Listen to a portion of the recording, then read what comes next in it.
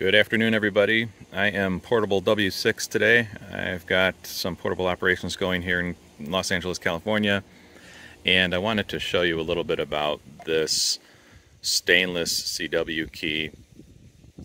I wound up highlighting this in one of my other videos, but I wanted to explore this a little bit further, and I really like it.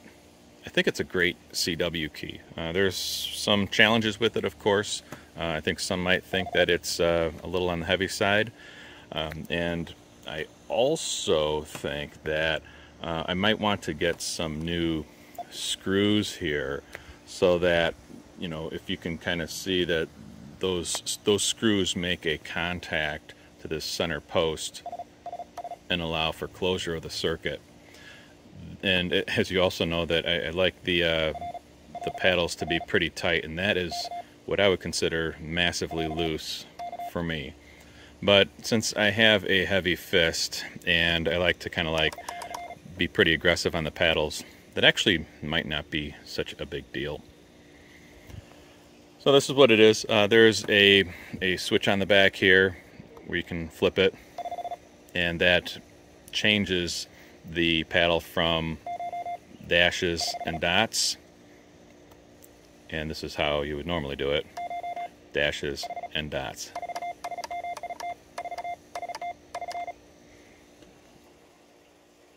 I'm not sure if that's my radio or if that's the paddle, but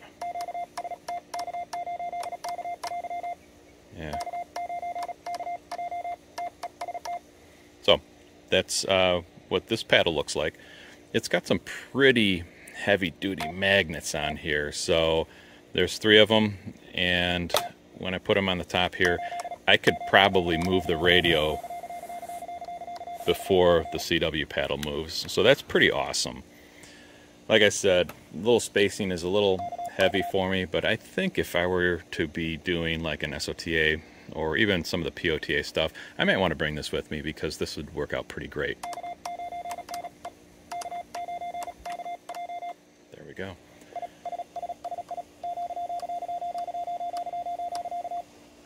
Pretty nice. So this is my FT100.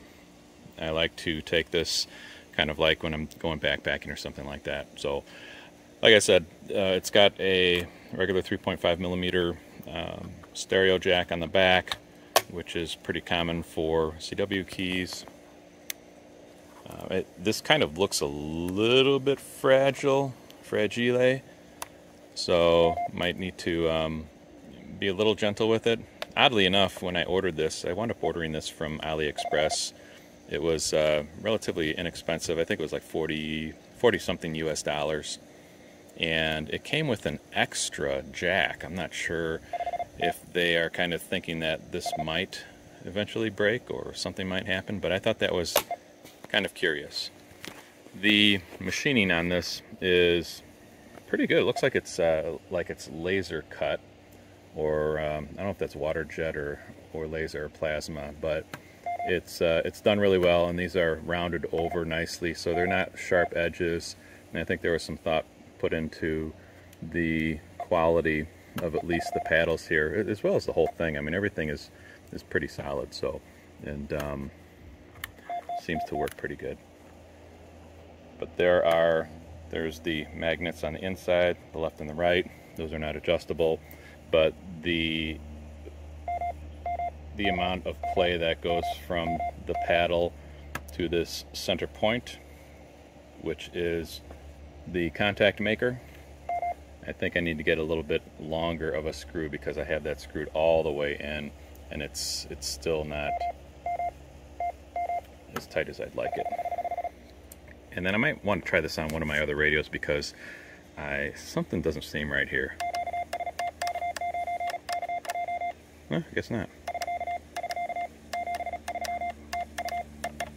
All right, that works. So that's the stainless CW paddle. I think you could just Google that, or maybe even I've seen these on eBay. I've even seen them on Amazon.com. I think they're more like $50 to $60 on Amazon.com. But it's a pretty decent paddle, kind of cheap, and you know, I mean, the construction's pretty decent. But like I said, if I could kind of maybe get this a little bit tighter, I think I might be more happy.